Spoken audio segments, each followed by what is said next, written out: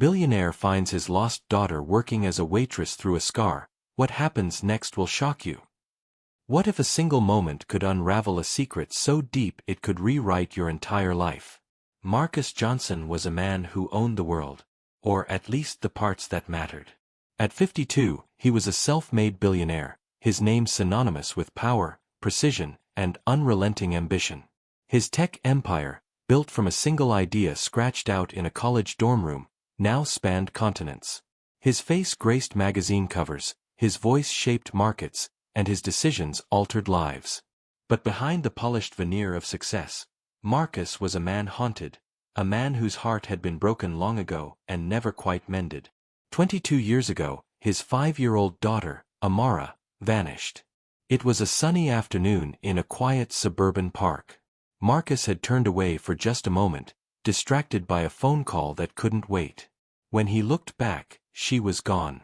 The police searched tirelessly, leads, tips, grainy surveillance footage, but every trail went cold.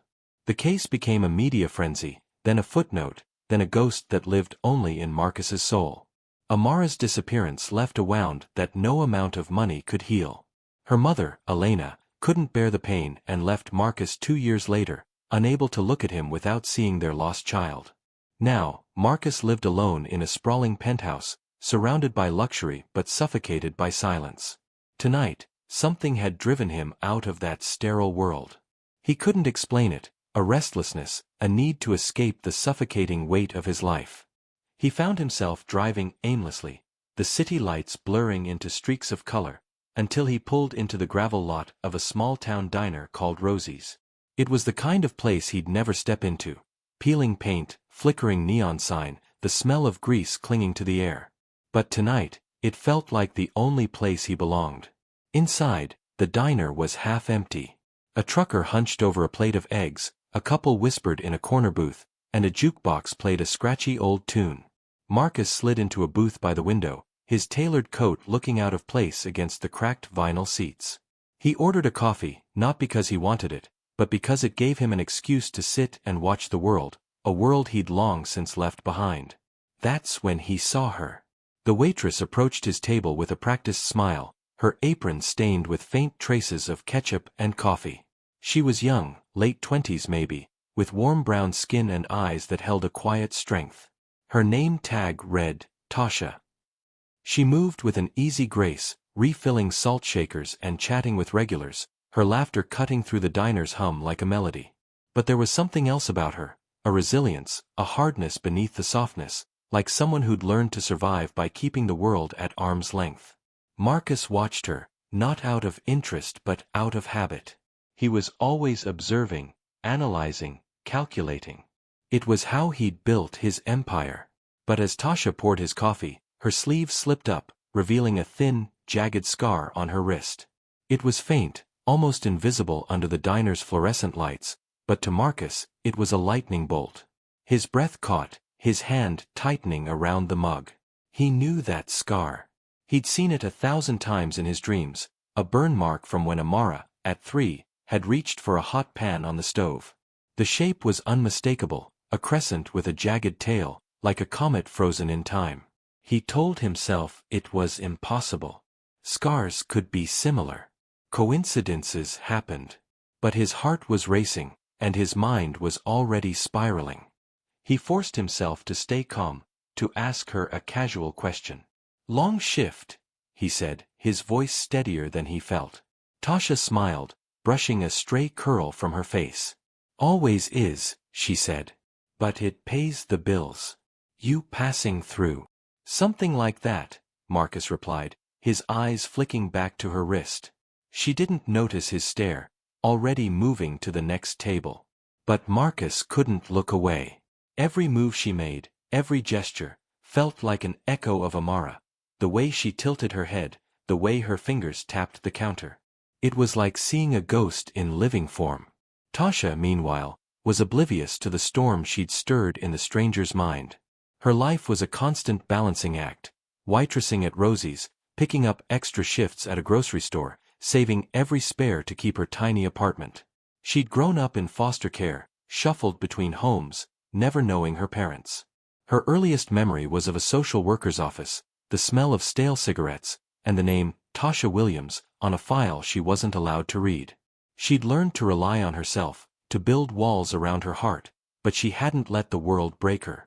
She found joy where she could, her sketchbook, her music, the regulars at Rosie's who treated her like their own. As her shift ended, Tasha slipped out into the rain, pulling her hoodie and heading to the bus stop.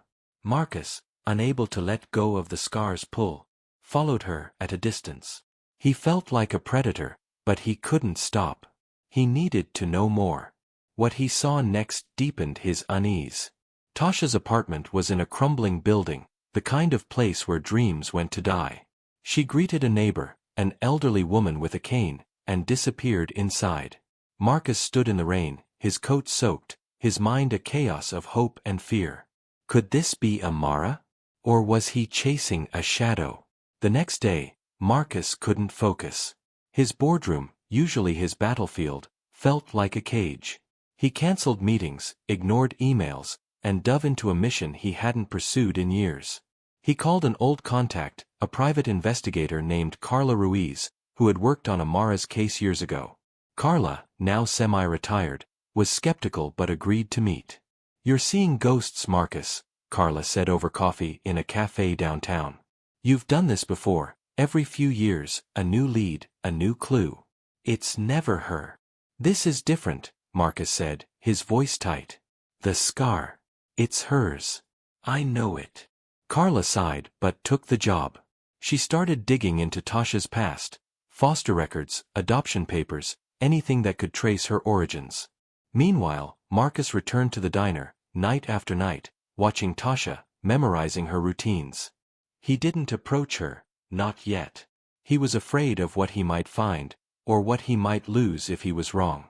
Carla's first report came a week later. Tasha Williams, born in the same city, had no listed parents. She'd entered foster care at age 3, bounced between homes, and aged out at 18. Her birth records were vague, her parents listed as unknown. But there was a gap, a 2-year period where her whereabouts were unaccounted for. It aligned eerily with the time Amara went missing. Marcus's hope grew, but so did his fear. He began to notice details about Tasha that felt like fragments of Amara, her love of drawing, her habit of humming when she thought no one was listening. But he also saw a woman who'd been shaped by a hard life, a woman who didn't trust easily. How could he approach her? How could he tell her he thought she was his daughter without sounding like a madman? 2 weeks later, Marcus couldn't wait any longer. He went to the diner just before closing, his heart pounding. Tasha was wiping down the counter, the diner nearly empty. He took a deep breath and spoke. "Tasha," he said, his voice low. "I need to talk to you. It's important." She looked up, wary but curious. "Okay, what's this about?" He hesitated, then plunged in. "I think you might be my daughter." The words hung in the air like a bomb. Tasha froze, her eyes narrowing. "What are you talking about? That's crazy." "I know it sounds insane," Marcus said, his voice breaking. "But your scar, on your wrist. My daughter had one just like it. Her name was Amara. She was taken from me when she was 5. I've been looking for her for 22 years. Tasha's face hardened. "You've got the wrong person. I don't have a family. I never did." She turned away, but Marcus saw the flicker of doubt in her eyes.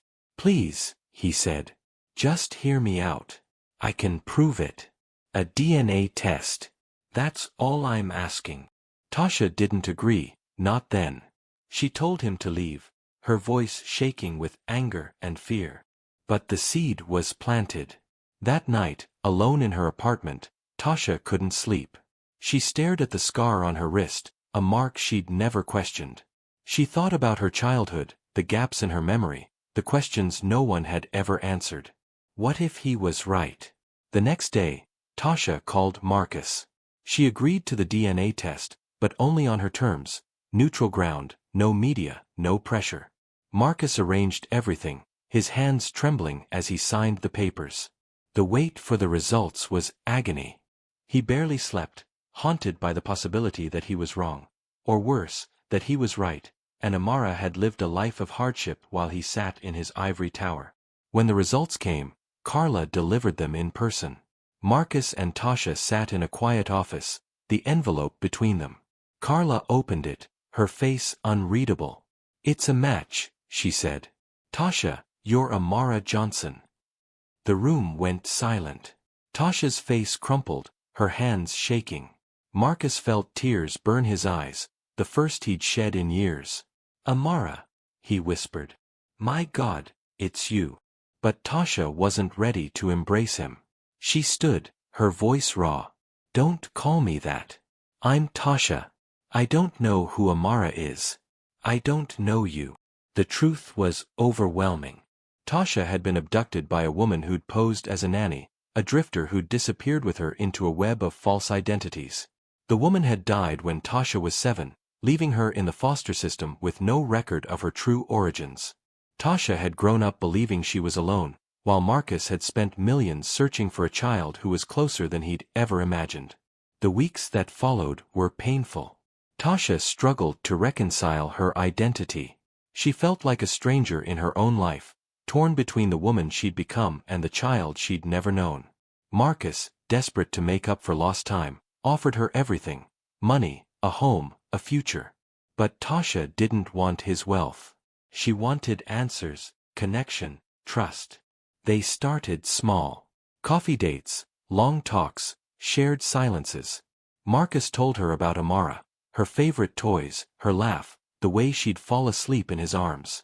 Tasha shared her own stories, her sketches, her dreams, the family she'd built among the diner's regulars. Slowly, they began to see each other not as strangers, but as father and daughter. One evening, months later, Tasha invited Marcus to her apartment. It was a simple gesture, but it meant everything. She showed him her sketchbook, filled with drawings of places she'd never been, faces she'd never known. One sketch stopped Marcus cold, a child's face, faintly familiar, drawn years ago.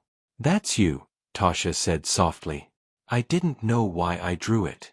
But now I do." Marcus broke down, pulling her into a hug. For the first time, Tasha didn't pull away. They stood there, father and daughter, holding on to the pieces of a life they'd lost and the hope of one they could build together. Their journey wasn't over. There were still scars, literal and emotional, that would never fully fade. But as they walked out into the night, side by side, they knew they'd found something worth fighting for: family.